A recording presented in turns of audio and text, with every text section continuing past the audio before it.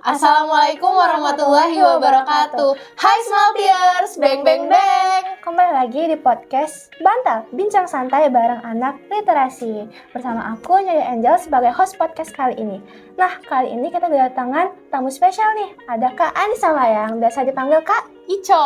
Oke, Kak Ico. Halo Kak Ico. Hai. Apa kabarnya Kak? Baik. Oke, jadi Kak Ico ini alumni dari SMA LTIGM. Benar. Ya? Tahun berapa itu Kak? Kemarin aku lulus itu di tahun 2018 gitu. Jadi lama kayak 2015 ya baru masuk di game-nya.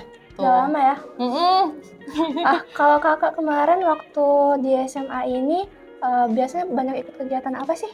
Nah kalau di SMA kemarin itu aku cukup aktif tuh di OSIS. Jadi dari kelas 1 SMA itu aku udah ikut OSIS. Jadi waktu SMA itu aku ikut OSIS di bidang divisi pendidikan.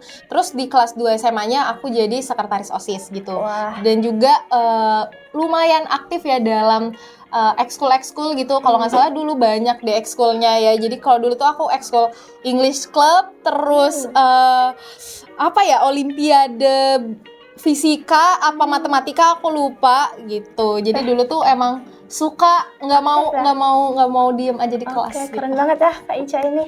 Nah, waktu pas masuk ke perguruan tinggi nih, kakak tuh tertariknya ke jurusan apa ya?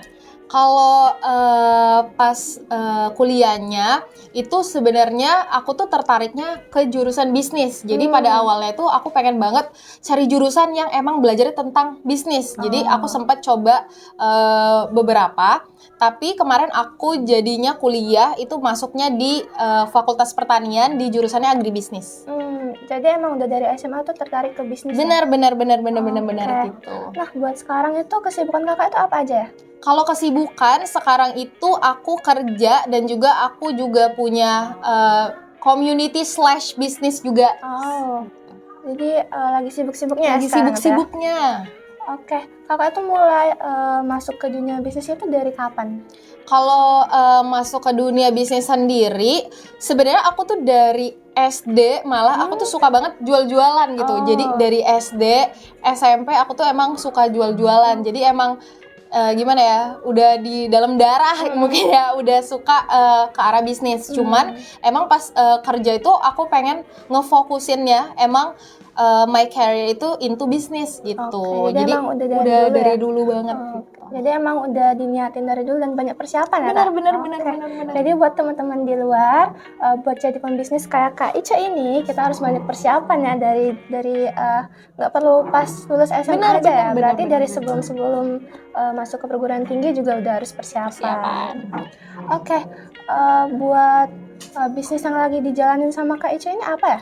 Oke, kalau bisnis yang dijalanin, sebenarnya aku tuh sekarang kalau untuk main job, aku tuh kerja di salah satu startup juga. Aku kerja di salah satu startup, itu namanya Maimi. Jadi Maimi itu sebuah company yang fokusnya di personal care, especially di bath experience. Jadi produknya itu ada bubble bath dan juga bath bomb. Tapi kalau untuk bisnis sendiri, sebenarnya ini masih kecil, tapi lebih ke bisnis / community yang aku bilang itu namanya itu Work of Binar.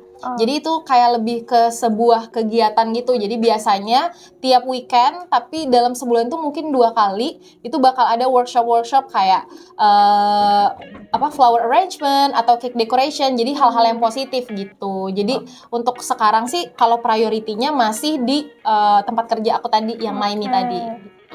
Itu ada Instagramnya nggak Kak? Mungkin teman-teman mau tahu nih. Ada. Kalau untuk yang tempat kerja aku, kalian bisa cek aja di Maimi, namanya itu maimi.official. Tapi kalau untuk yang tadi workshop yang aku bilang itu di Work of Binar, kalian lihat aja di Instagram @workofbinar. Oke, buat teman-teman yang mau cari tahu bisa dicek ya. Nah, kakak ini selama ngejalanin bisnis ini ada cerita-cerita unik nggak sih kayak kesulitan kakak selama ngejalanin bisnis ataupun belajar di bidang bisnis ini? Oke, jadi kalau misalnya lebih ke cerita aja ya kita ya. Jadi kalau misalnya selama kerja ya, tadi kan aku bilang kalau priority aku masih di main job aku ya di Maimi. Jadi sebenarnya awal-awal kerja itu karena tadi kan startup, jadi jujur awal-awal tuh masih super duper kaget karena aku kayak namanya marketing, jadi aku harus ngelihat semuanya tuh lagi apa nih yang diomongin sama orang-orang gitu. Jadi kesulitan awalnya adalah karena semuanya harus cari tahu sendiri gitu. Karena bedanya startup sama korporat, menurut aku kalau korporat tuh ada beberapa hal yang emang udah ada di sistem gitu. Tapi kalau di startup kita yang bikin sistemnya sendiri gitu. Jadi emang awal-awal kalau kendalanya adalah emang sebenarnya bukan kendala sih, lebih ke sebenarnya bagus karena kita jadi mencari tahu sendiri gitu. Tapi benar. Jadi awal-awal tuh emang benar-benar full harus ngulik sendiri, nyari sendiri.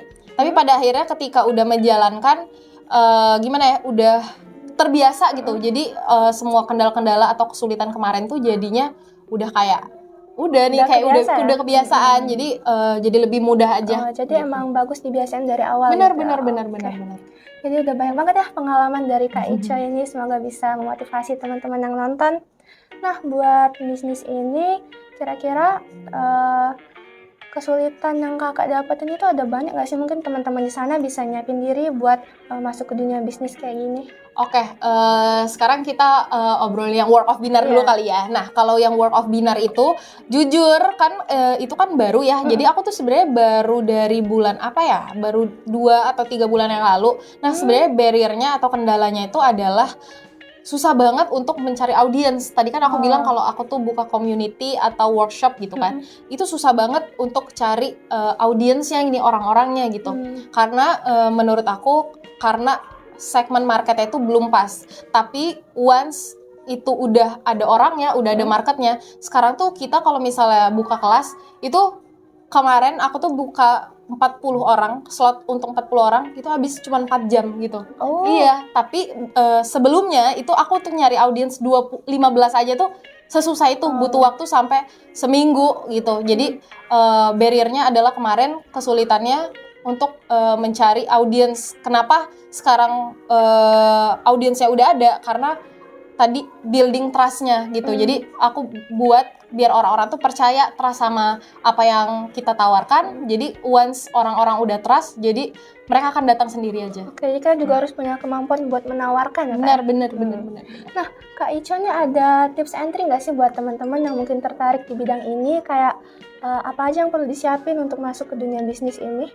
Iya, jadi apalagi buat teman-teman ya, teman-teman masih SMA nih, jadi masih ada waktu gitu. Kalau saran aku tuh, ketika kalian tuh udah tahu mau ngapain, misalnya goals kalian adalah jadi dokter, goals kalian adalah kerja di korporat, goals kalian adalah punya bisnis, kalian udah set that goals, jadi pada akhirnya semua itu akan berjalan, kemampuan kalian, terus kerja kalian, apa yang kalian usahain akan ke situ terus, apapun. Jadi kalian kayak ini ternyata aku pengen banget kuliah di sekolah bisnis ITB nih, soalnya aku pengen punya bisnis. Tapi kalau misalnya kalian tidak keterima misalnya, kalian pasti punya plan B gitu. Jadi kalian jurusan apa yang relate biar aku tetap bisa ke goals aku gitu. Jadi dari sekarang udah mulai dipersiapin maunya apa, walaupun susah ya. Walaupun sesusah itu cari apa yang kita mau, tapi kalian harus cari gitu. Jangan cuman diem, karena kalau misalnya kalian ngomong aku nggak tahu aku pengen apa, aku nggak tahu passion aku apa, tapi kalian diem aja gitu. Itu sampai kapanpun nggak akan kecapai gitu. Karena kalau kerja itu divisi banyak banget. Ada sosial media contohnya, ada marketing. Nah, kalian bisa memulai untuk mencoba tuh. Contohnya kalau misalnya nanti kuliah, coba intern gitu. Ternyata kalian, aku nggak suka ternyata data analis. Ya udah, kalian coba yang lain sampai nemuin yang kalian suka gitu. Jadi emang harus menyesuaikan sama diri ya. Benar. Oke, semoga tips and trick dari Kak Ica ini ya bisa memotivasi teman-teman di luar sana. Jadi jangan lupa buat diamalkan secara langsung ya, Kak. Nah, selain belajar maupun buat cari-cari tentang diri sendiri itu ada tips lain nggak nih, Kak? Mungkin beribadah atau gimana itu? Nah iya, beribadah itu pasti, dan juga restu orang tua. Dan menurut aku yang paling penting adalah kelilingi diri kamu sama orang-orang yang benar-benar suportif. Contohnya teman-teman di sekitar kamu. Aku nggak suruh kalian untuk pilih-pilih teman ya, cuman emang kayak lebih baik kayak surroundings kalian adalah teman-teman kalian yang emang suportif atau positif juga gitu. Jadi soalnya benar benar itu benar banget. Jadi lingkungan itu berpengaruh juga ya buat diri kita ya. Benar banget. Jadi jangan lupa buat pilih teman yang bisa jadi support system kita. System. Oke, jadi udah banyak banget ya tips and trick yang kita dapetin dari Kak Ico, kayak tentang cara merintis sesuatu yang dari awal, dan banyak banget pengalaman Kak Ico yang bisa jadi pembelajaran buat kita di sini. Semoga pembelajaran yang dari Kak Ico ini bisa memotivasi kita sebagai anak muda Indonesia. Oke, kayaknya itu aja podcast kita kali ini. Sampai ketemu di podcast selanjutnya. Terima kasih ya Kak Ico. Terima kasih. Oke, bye-bye semuanya. Wassalamualaikum warahmatullahi wabarakatuh. Bye-bye. Bye.